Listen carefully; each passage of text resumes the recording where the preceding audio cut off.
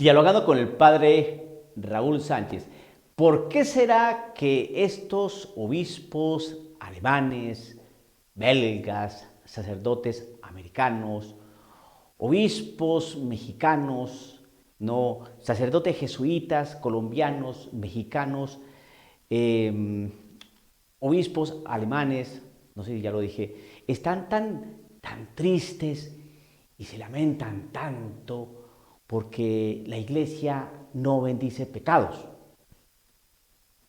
Me llama la atención dos hispanos, un mexicano y un colombiano. Ambos, uno es rector todavía de la Universidad Javeriana y el otro fue rector de una universidad de jesuitas. Si ustedes los vieran, vestidos de corbata, muy elegantes, muy paisanos, como uno de tantos, ¿no? Cuando salen por televisión, algunos encuentros, algunas entrevistas importantes de programas periodísticos usan el cuello. ¿Por qué será? Es una interesante pregunta. Pero eso es una nimiedad frente a lo que yo voy a decir. Esto de bendecir el pecado es como aterrarse o lamentarse o rasgarse las vestiduras, ¿no? Por no querer bendecir a los que roban.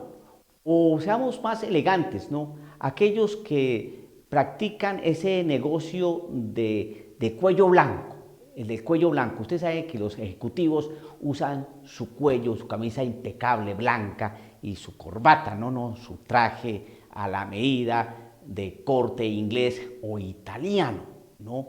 Unos trajes bastante costosos que prácticamente es mejor no hablar del precio. Bueno, estos hombres como hacen transacciones debajo del buró, ¿no? Es decir, del escritorio, hacen sus taxaciones, sus reuniones, todo es agendado, todo es programado, todo es con un cálculo impresionante para mirar dónde van a ir a parar los millones de dólares o los millones de euros, ¿no? Que es necesario tramitar, es necesario negociar, pero que no se den cuenta dónde vamos a depositar esa cantidad enorme, ingente, colosal de dinero. Entonces, almuerzos aquí, juntas allá, reuniones a cosas, reuniones en el club, en la casa tal, en el hotel tal, en el restaurante tal, y ahí hacemos nuestros negocios, las firmas, los pactos, ¿no? Y todo elegante, muy elegante, todo, ¿no? Alrededor, ¿no? O enmarcado de buenos vinos, ¿no? Un buen whisky, ¿no?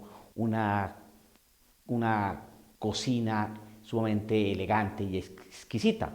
Bueno, esos los corruptos administrativos, los ejecutivos de cuello blanco.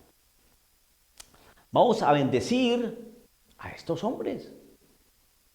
¿Por qué tanto escándalo de estos obispos, de estos sacerdotes? Porque la iglesia no bendice el pecado.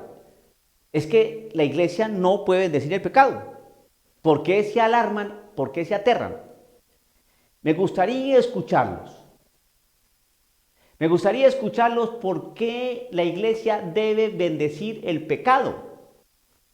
Si si estos grandes obispos y pensadores, teólogos tan profundos, me sale diciendo, no, es que las personas que prefieren el mismo sexo y tienen sus relaciones, no, y viven juntos y viven como pareja, eso no es pecado. Si me salen con eso, yo digo, hermanos, la iglesia se pudrió. La iglesia se pudrió. ¿Por qué? Porque están cambiando un pecado, ¿no? Están cercenando un pecado que está en el decálogo, la fornicación. ¿Por qué más es pecado? Porque resulta que es un acto intrínsecamente desordenado. Me explico. Es un acto que va contra la naturaleza. Me gustaría escuchar a estos obispos inteligentísimos que visten de corbata, ¿no? Que les gusta ser como ejecutivos, ¿no? Como que no les gusta mucho el cuellito. Por lo menos este no les gusta mucho, les gusta más el tipo de cuello, ¿no? A ver con qué salen estos hombres, ¿no? Que se ofenden, pero que están sumamente heridos, tristísimos, ¿no? Hasta más no poder, porque la iglesia no bendice pecado. Es decir, porque el clero, los que bendecimos, no podemos bendecir. Y estos también pueden bendecir, pero ¿cómo no podemos bendecir? Pues, ¿cómo vas a bendecir el pecado? Y entonces, que de la perspectiva científica me diga, a ver, si un acto entre personas del mismo sexo no es un acto sexual, pues no es un acto intrínsecamente desordenado, a ver si no va contra natura. Que me lo explique de una perspectiva científica, ¿no? Una perspectiva científica. Entonces, creo que la iglesia está muy mal, definitivamente estamos podridos, cuando nos ofendemos porque no se bendice el pecado o los pecados.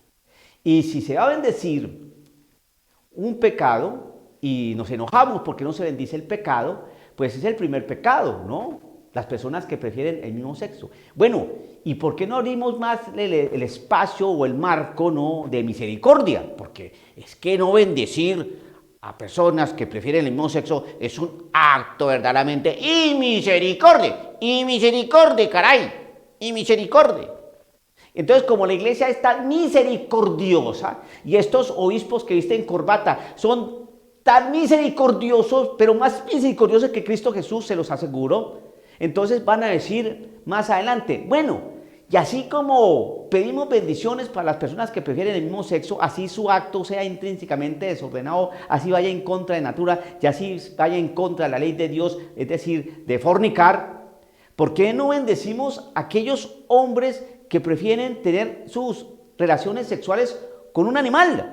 Es que hay que ser misericordiosos. Dios no creó los animalitos no son criaturas de Dios también. Entonces, si ese ser humano le gustan los perros, los burros, el caballo, el hipopótamo, la jirafa, el ornitorrinco, pues ¿por qué vamos a impedir que expresen su amor? Si Dios es amor, podemos también bendecir eso. Pero ¿por qué no? ¿Pero por qué no? ¿Quién dice que no? A ver, ¿quién dice que no?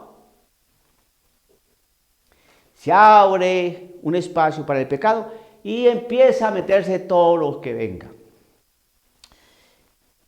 Mi asombro, y por eso digo que efectivamente el clero se pudrió dentro de la iglesia cuando obispos, ¿no?, están enojadísimos, disgustadísimos, no han parado de llorar porque la iglesia no está bendiciendo el pecado. Esto es una cuestión, una perogrullada. Tener que hablar por qué la iglesia no bendice el pecado es una cuestión de perogrullo. Pero entonces se pregunta uno, ¿hasta qué punto está la iglesia católica de que sacerdotes, obispos y alto clero estén ofendidísimos porque la Congregación para la Doctrina de la Fe, ese dicasterio que define qué es lo doctrinalmente correcto y se entiende, ¿no?, como palabra de Dios, como verdad revelada, estos sacerdotes, obispos, ¿no?, prelados, van en contra del magisterio de la Iglesia Católica? Es decir, que esto es una clara rebelión, ¿no?, en contra de este dicasterio y en consecuencia lógica de la fe de la Iglesia.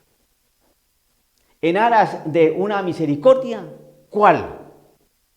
En aras de una sinvergüenzada, que esto no tiene nombre y que muchos curas prefieren hablar de otras cosas que de esto. Si todos nosotros los sacerdotes habláramos de esto, habláramos y fuéramos insistentes, ¿no?, hasta más no poder, esta gente tendría que callar.